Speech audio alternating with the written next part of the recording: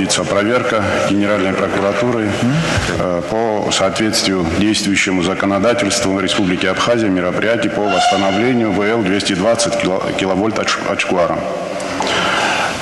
Все помните, что было и поручение президента в короткие сроки рассмотреть эту проверку и так далее. Но такая проверка невозможно рассмотреть в короткие сроки.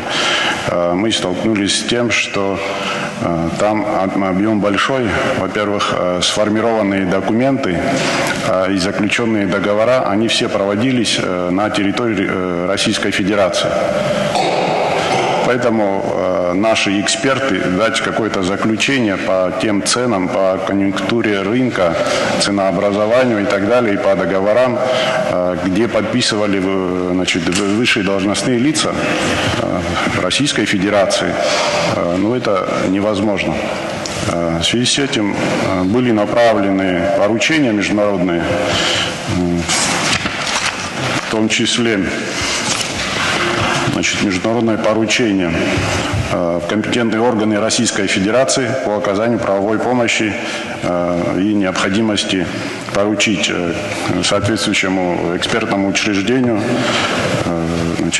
проведение оценочного исследования, именно такой товароведческой экспертизы, чтобы определить, цены соответствовали рынку или нет.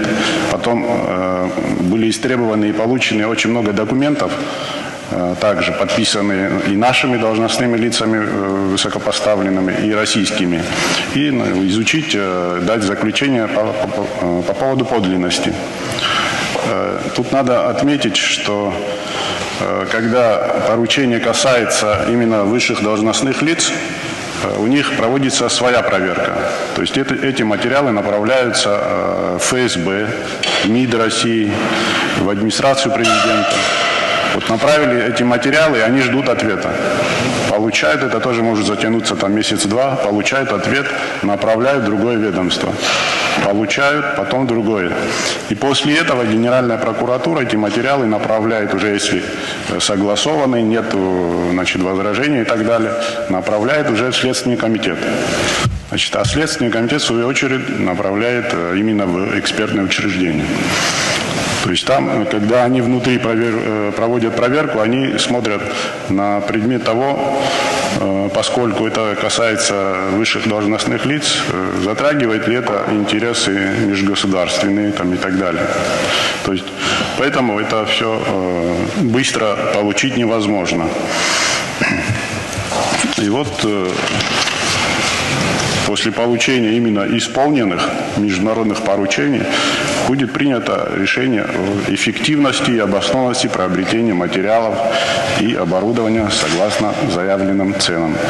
И будет дана правовая оценка. То есть на сегодняшний день это проверка в производстве. Но, несмотря на это, большой объем работы выполнен, много запросов и здесь, и Министерство экономики, и другие службы, ведомства. Много материалов получены, опрошено много лиц. К сожалению, много противоречий. И чтобы дать этому оценку, надо дождаться именно поручения. Что исполненные поручения дадут нам понять, где правда, где истина. Недавно, 28 апреля, Главное управление международного правового сотрудничества Генпрокуратуры России направлено письменное напоминание для получения актуальных сведений по исполнению данного запроса. Как-то пытаемся ускорить, но это не в наших силах и не в нашей компетенции. Для того, чтобы экспертное учреждение заранее подготовилось, потому что они официально это еще не получили. То есть они получат, когда все процедуры, эти материалы пройдут все разрешительные процедуры. Напрямую копии этих документов направили, чтобы люди, эксперты уже подготовились. Но они ждут. Пока ждут, они не получили. Пока такая ситуация.